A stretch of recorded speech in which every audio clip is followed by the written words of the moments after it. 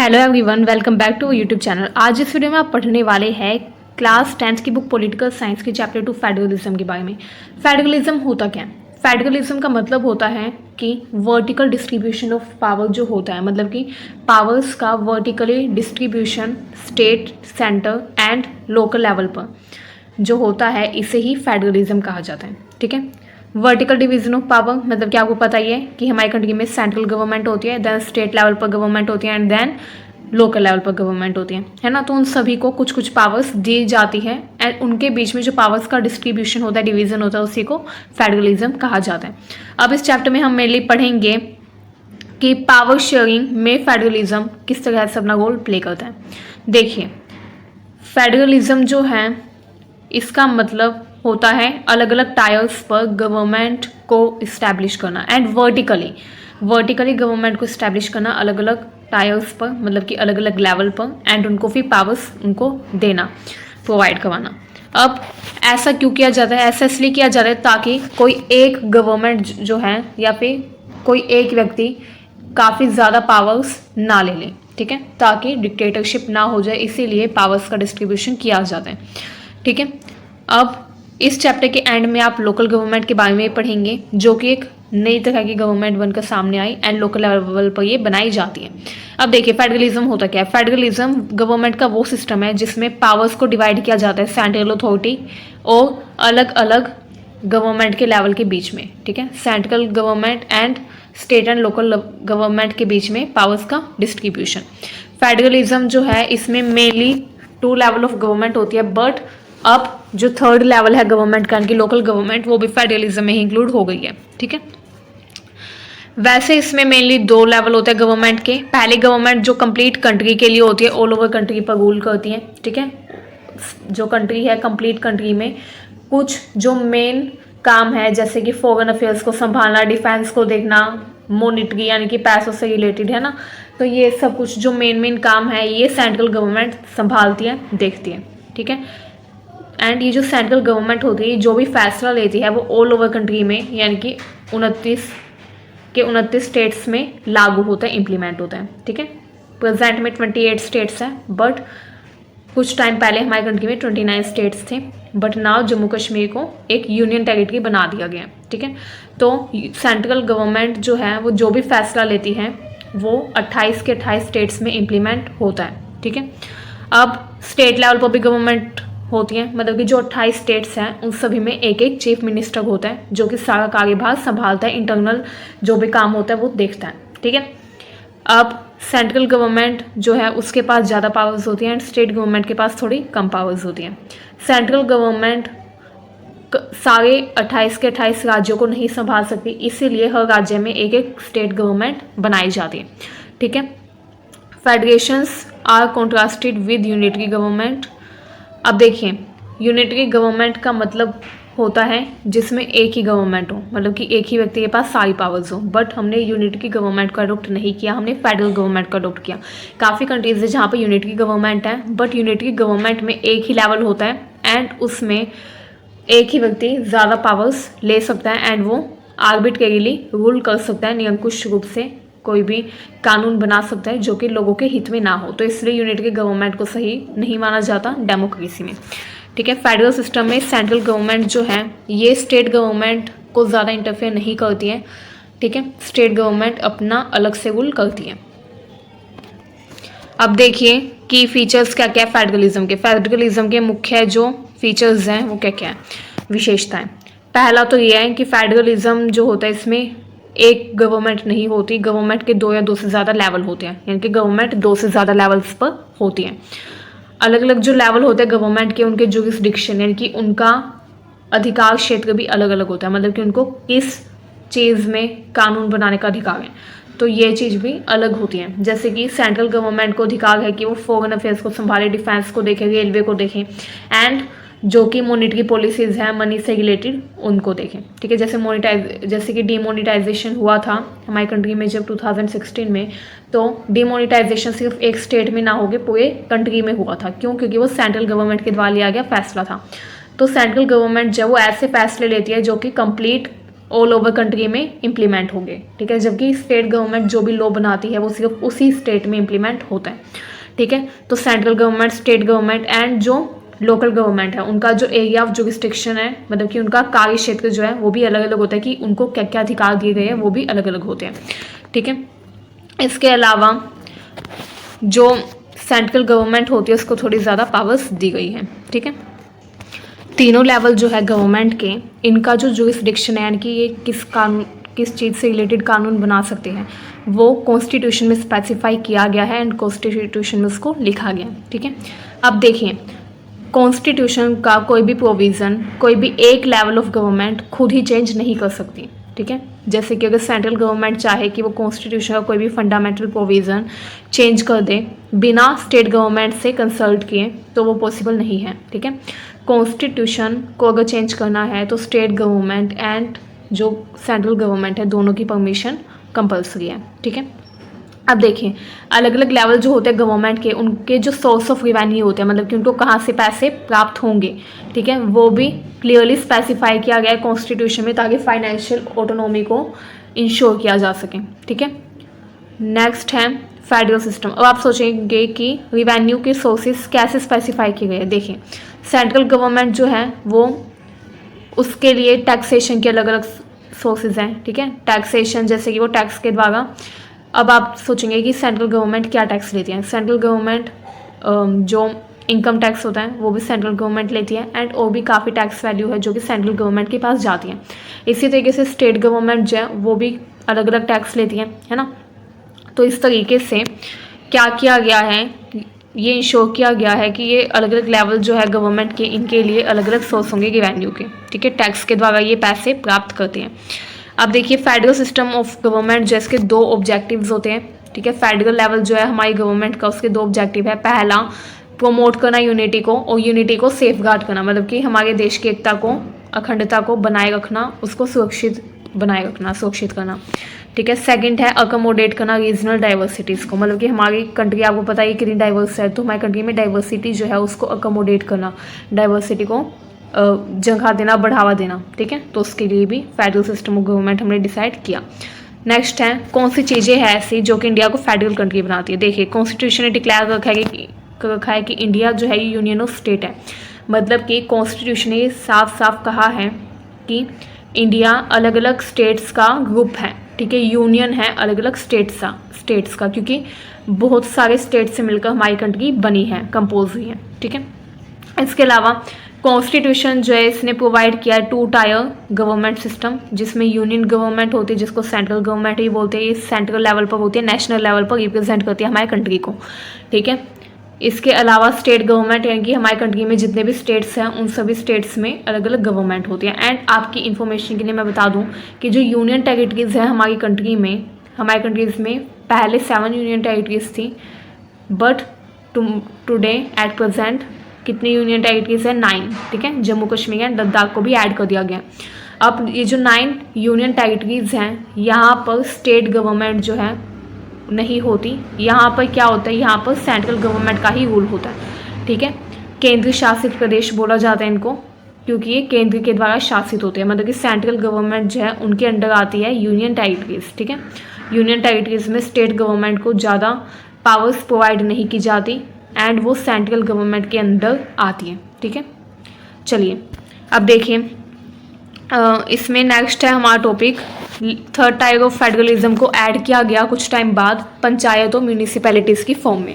पहले 2 tyre of government ही थे federalism का पार्ट, बट कुछ टाइम बाद क्या कर दिया गया, 3rd टायर भी ऐड कर दिया गया फेडरलिज्म में, ठीक है।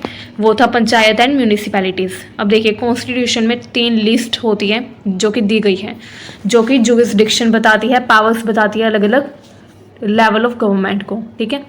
जैसे कि जो सेंट्रल गवर्नमेंट है वो किस बारे में कानून बना सकती है, स्टेट गवर्नमेंट किस बारे में कानून बना सकती है, उससे रिलेटेड। देखिए, यूनियन लिस्ट में वो सब्जेक्ट यानी कि वो विषय होते हैं जिनके बारे में ओनली जो सेंट्रल गवर्नमेंट है वो कानून बना सकती है। एंड वो विषय कौन कौन से हैं, जैसे कि डिफेंस से रिलेटेड, ठीक है, foreign affairs, banking and communication, ठीक है, करेंसी, जो कि मैंने आपको पहले भी बताया जब वीडियो स्टार्ट की थी तब।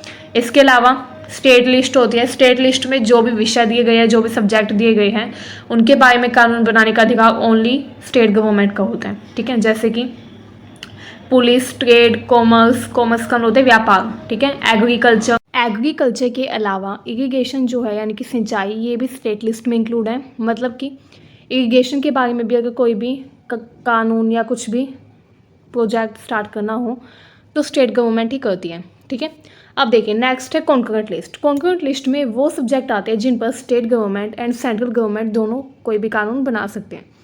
इसमें state government and central government को दोनों को राइट्स होते हैं कानून बनाने पर, जैसे कि education, forest, trade unions, marriage, adoption and succession.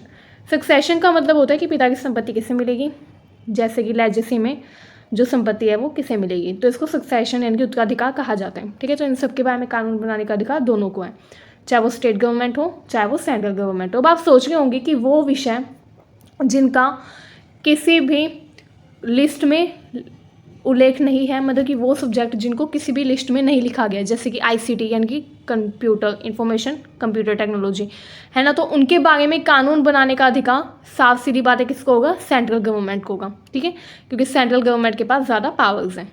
इसी को रेसिडुअल पावर कहा जाता है। रेसिडुअल पावर का मतलब होता है वो सब्जेक्ट जो ना स्टेट लिस्ट में, ना सेंट्रल लिस्ट में, ना कॉन्करेंट लिस्ट में, उनके बारे में कानून बनाने का अधिकार या फैसला लेने का अधिकार सेंट्रल गवर्नमेंट को ही होगा।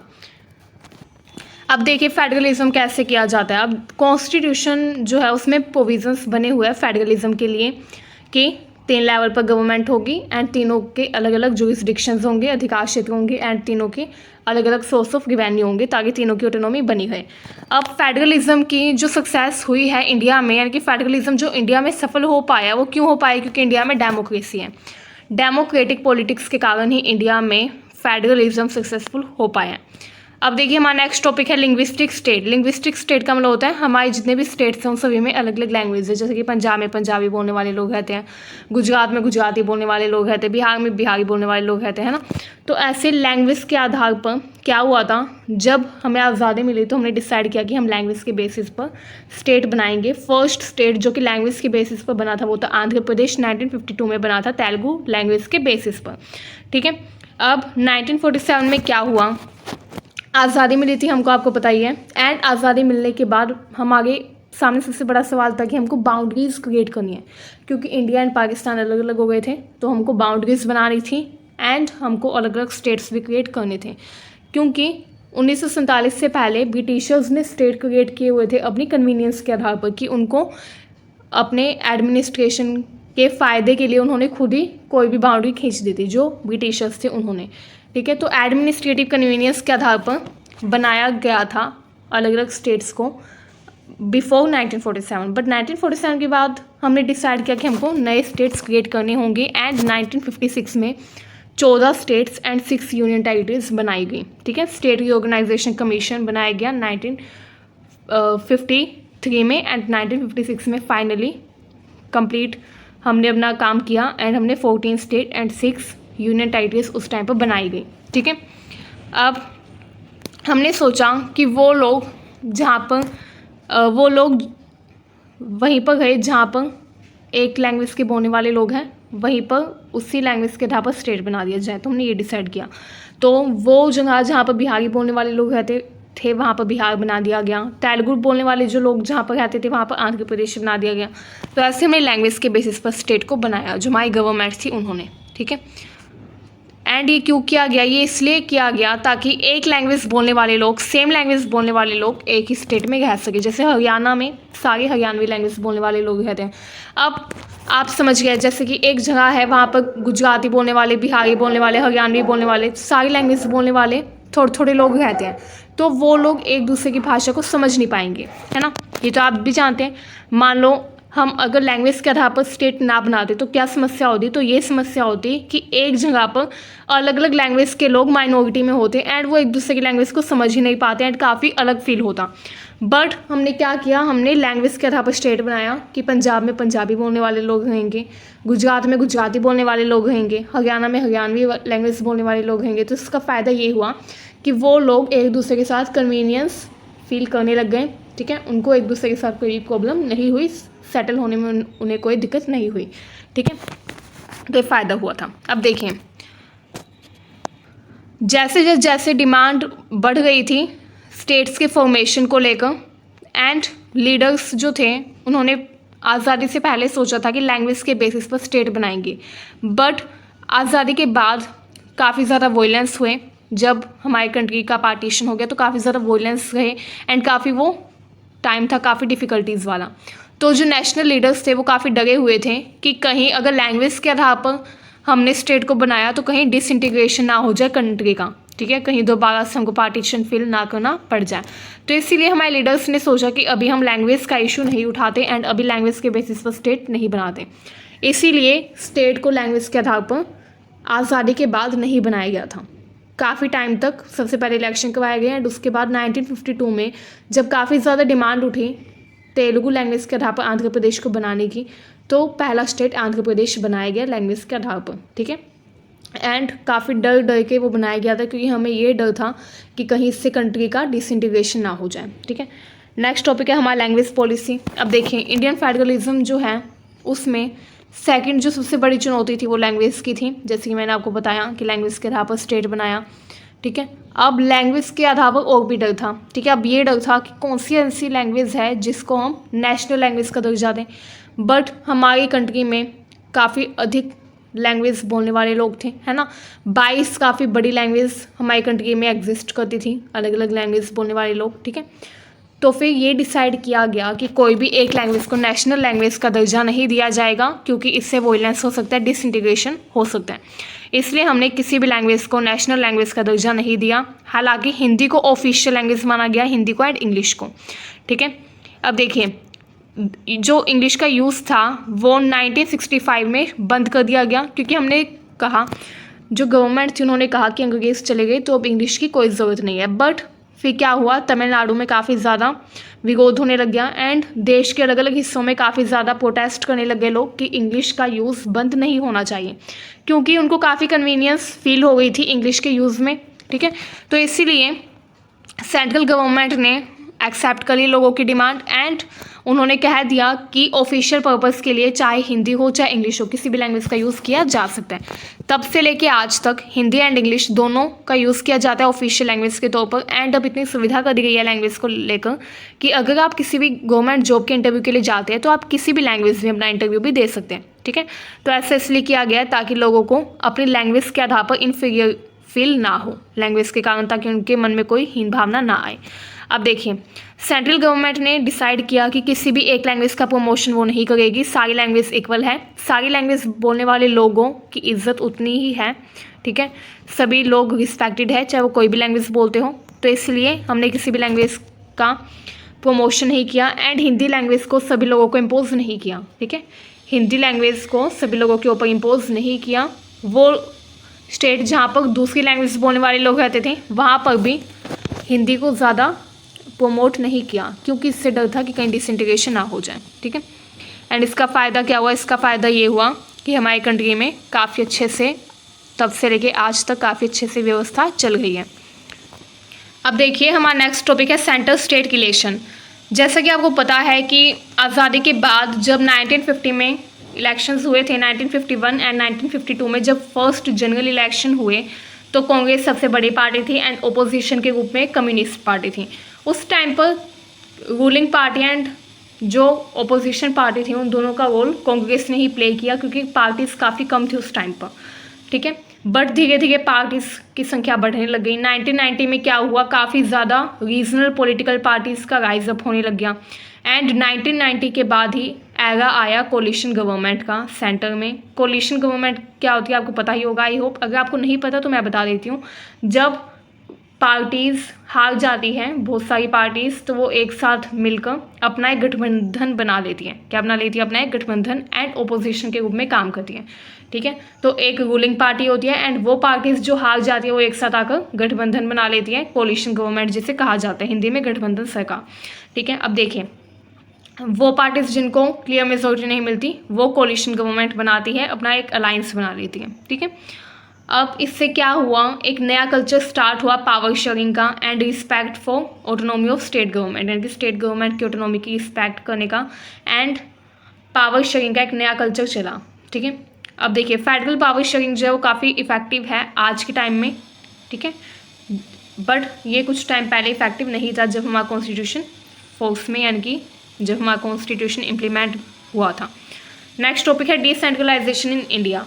अब देखिए फेडरल गवर्नमेंट जो उसके 2 या 2 से ज़्यादा टायर्स होते हैं गवर्नमेंट के, फेडरल गवर्नमेंट में, बट हमारी जो कंट्री है वो काफ़ी बड़ी थी, तो सिर्फ 2 टायर्स यानी कि 2 लेवल पर गवर्नमेंट से ही काम नहीं चल सकता था। जैसे कि मैंने आपको पहले ही बताया कि फेडरलिज्म का मतलब पहले होता था कि state level and central level 2 level पर गवर्नमेंट होगी, बट हमारी कंट्री इतनी बड़ी थी तो हमने सोचा कि नहीं 2 लेवल पर काम नहीं चलेगा। स्टेट भी इतने बड़े बड़े थे, आपको पता है कि उत्तर प्रदेश कितना बड़ा है ना, काफ़ी बड़े बड़े स्टेट, राजस्थान काफ़ी बड़ा है ना, तो इतने बड़े स्टेट में सिर्फ एक व्यक्ति ही इतने बड़े स्टेट को नहीं संभाल सकता, क्योंकि एक स्टेट काफ़ी जिलों से बनता है, डिस्ट्रिक्ट से बनता है, एंड उन सभी डिस्ट्रिक्ट के बारे में जानकारी रखना, उन सभी डिस्ट्रिक्ट में प्रशासनिक कार्यों को संभालना एक ही व्यक्ति के लिए संभव नहीं है, पॉसिबल नहीं है। तो क्या किया गया, ये डिसाइड किया गया कि एक 3rd लेवल ऑफ गवर्नमेंट बनाई जाएगी जिसको लोकल लेवल की गवर्नमेंट कहा गया, लोकल गवर्नमेंट कहा गया, एंड उसको सेंट्रल एंड स्टेट गवर्नमेंट से कुछ पावर्स मिली। ठीक है, एंड उसका सोर्स ऑफ रिवेन्यू एक अलग तरीके से डिसाइड किया गया ताकि ऑटोनॉमी बनी रहे, फाइनेंशियल ऑटोनॉमी तीनों लेवल की गवर्नमेंट के लिए। अब लोकल लेवल पर क्या किया गया, लोकल लेवल जैसे कि पंचायत होती है, ये भी एक लोकल गवर्नमेंट का एग्जाम्पल है। ठीक है, ये अपने छोटे क्षेत्र, छोटे डिस्ट्रिक्ट की सारी चीज़ों की देखभाल रखती है। ठीक है, प्रशासनिक कार्यों को संभालती है, एंड जो भी परेशानी हो तो वो स्टेट गवर्नमेंट के पास सीधा जाके हेल्प मांग सकती है। ठीक है, इसमें फ़ायदा ये हुआ कि लोग जो है वो अपने डिस्ट्रिक्ट के ही एक व्यक्ति को अपनी परेशानी बताएंगे, एंड वो जो व्यक्ति इलेक्ट होकर जो सरपंच बना है वो व्यक्ति जाकर किससे बोल सकता है, स्टेट गवर्नमेंट से बोल सकते हैं, एंड स्टेट गवर्नमेंट फिर उन लोगों की परेशानी को सॉल्व कर सकती है। ठीक है, क्योंकि आपको भी पता है कि इतने सारे लोग जो है वो अपनी परेशानी लेकर स्टेट गवर्नमेंट के पास जाए तो काम नहीं चलेगा, है ना, तो इसलिए लोकल गवर्नमेंट बनाने का डिसीजन लिया गया। अब डिसेंट्रलाइजेशन की तरफ एक बड़ा स्टेप लिया गया 1992 में। ठीक है, इसमें क्या कहा गया, इसमें कुछ संशोधन हुए। ठीक है, 73rd एंड 74th जो अमेंडमेंट थे कॉन्स्टिट्यूशन के, आपने अगर नहीं पढ़ा है तो आप 11th क्लास में पढ़ेंगे। ठीक है, 73rd एंड 74th अमेंडमेंट, जिसमें क्या किया गया, जो 73rd अमेंडमेंट था वो रूरल एरियाज़ के लिए था, and 74th amendment urban areas के लिए। ठीक है, 73rd अमेंडमेंट में पंचायती राज के बारे में अमेंडमेंट हुआ कि पंचायत बनाई जाएगी एंड उनको थोड़ी पावर्स दी जाएगी, एंड 74th अमेंडमेंट में नगर पालिका से रिलेटेड कानून बनाया गया था, संशोधन किया गया था। ठीक है, अब देखिए पंचायती राज में क्या होता है, पंचायत जिसका मतलब होता है 5 लोग। ठीक है, पंच यानी कि 5, पंचायत पंच से मिलकर बना है, यानी कि इसमें 5 लोग होते हैं जो कि मेंबर्स होते हैं। ठीक है, जो कि आपस में डिसीजन लेते हैं, एंड एक उनका हेड होता है, प्रेसिडेंट होता है, जिसको सरपंच कहा जाता है। ठीक है, उनका इलेक्शन होता है एडल्ट पॉपुलेशन के द्वारा उस विलेज की, किसी भी विलेज में जो एडल्ट लोग हैं वो क्या करते हैं, चुनाव करते हैं एक व्यक्ति का। काफ़ी लोग चुनाव में खड़े होते हैं, उनमें से जो उनको काबिल लगता है उसे एक व्यक्ति को इलेक्ट करते हैं, वो सरपंच बनता है। ठीक है, एंड 5 लोग उसके अंदर काम करते हैं जो कि मेंबर्स होते हैं, जिनको पंच कहा जाता है। ठीक है, अब वो डिसीजन लेते हैं अलग अलग चीज़ों से रिलेटेड। ठीक है, एंड अगर किसी व्यक्ति को कोई भी समस्या हो तो वो सरपंच के पास जाता है, सरपंच उनकी समस्याओं को स्टेट गवर्नमेंट तक पहुंचाते हैं एंड फिर सोल्यूशन करते हैं। ठीक है, अब देखिए जितनी भी पंचायत समिति है या मंडल है किसी भी डिस्ट्रिक्ट में, उनको जिला परिषद कहा जाता है। ठीक है, अब एक स्टेट है, मान लो उसमें 25 डिस्ट्रिक्ट हैं, तो उन 25 के 25 डिस्ट्रिक्ट में जो पंचायत समिति होगी या जो पंचायत होगी या जो मंडल जिसे बोलते हैं वो होंगे, उन टोटल उन सभी को मिलाकर जिला परिषद बनती है। ठीक है, एंड जिला परिषद जो है वो ही डेवलपमेंट से रिलेटेड कामों को देखती है विलेज में। ठीक है, जैसे कि किसी भी डिस्ट्रिक्ट की लोकल गवर्नमेंट को पैसे प्रोवाइड कराना, रिवेन्यू, किसी भी प्रोजेक्ट से रिलेटेड अगर उन्होंने कोई भी प्रोजेक्ट बनाया एंड उस पर उन्हें काम करना है तो वो पैसे कहाँ से लाते हैं, वो जिला परिषद से मांगते हैं, जिला परिषद स्टेट गवर्नमेंट से उसको प्राप्त करते हैं।